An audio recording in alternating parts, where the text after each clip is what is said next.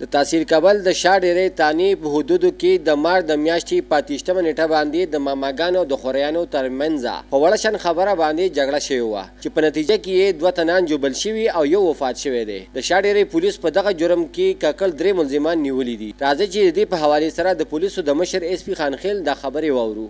دوه پریکانو جرګه روانه وه د یو بل سره موټر د ټچ کېدو سلسله کې په دغه جرګې دوران کې توتو میمه وشو او توتو میمه چې دغه مزید بګړاو شو او په هغې کې فایرنګ وشو چې فایرنګ په نتیجه کې 3 کسان یو زخمیان شو یو بل زخمی شو. په دغه 3 کسانو کې شاروان نومې کس چې دی هغه بیا ایکسپایر شو په حق باندې ورسېدو. په 2 کسان چې دي عثمان علي او محمد زیبو چې دي دا زخمیان شو. پولیس زمونږ ایس ایچ او صاحب ورسره د انویسټیګیشن نه پرې د ډي پی او صاحب سید اشفاق انور صاحب په هدایتو باندې پوري تور باندې موقع ته لاړه. زخمیان چې دي هغه اوچت کړه هسپتال ته ورسولو او د ملزمانو تلاش شروع کړو. په دغه تلاش دوران کې 3 ملزمان چې دي هغه ارش شو چې تاسو په بیک باندې ولاړ دي.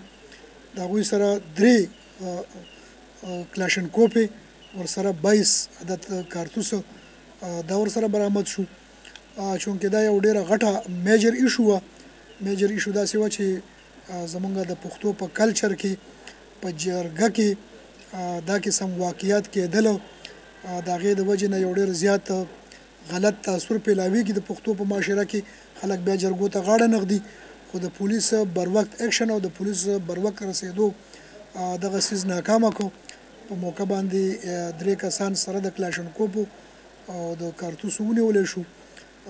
زموږ سره 3 په دې کې د 302 ملزمان دي چې د هغوی نه الریډي ریکوري هم شوې ده او ګرفتار هم دي او دې کې تفتیش مزید روان دی چې مخې ته راځي څه نو تاسو سره به یې موږ شیر کوو.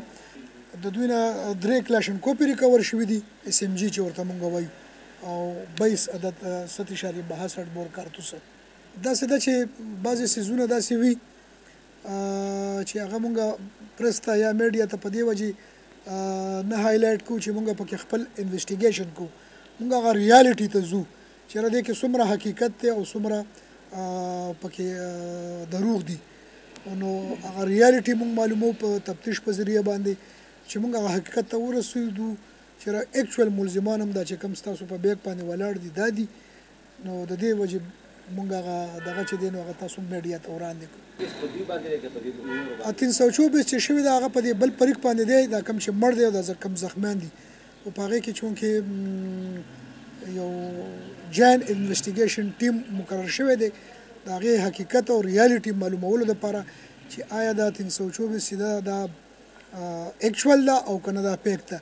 نو چې دغه تفتیشي ټیم او دغه جی آی ټي څه حقیقت ته ورسېدل نو انشاءالله تعالی هغه به مونږ نیکسټ چې کوم تاسو مونږ تکلیف درکو نو هغه به هم تاسو ته مونږ وړاندې کوو. دې کې به نیکسټ مونږ بل یو پریس کانفرنس کوو نو هغه ریالټي به تاسو ته مونږ ته انشاءالله ماما خورۍ دي او هغه پاچا کلي دي او دا د ګودي دي جي. د بل طرف نه یو زخمی دی دې کې الریډي یو جی آی ټي جوړه شوې ده چې څه ریل فیکټس هغه مخامخ راشي او به تاسو سره مونږ انشاءالله تعالی شیر کوو.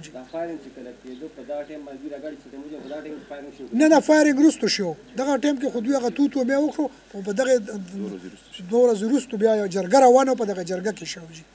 نو ګناهګار خو دا چې تاسو په بیک باندې ولاړ دي دا په دې دي چې 3 کسان ایشتي دي په هغه 3 کسانو کې یو مړ دی او 2 پکې سیریس انجرډ.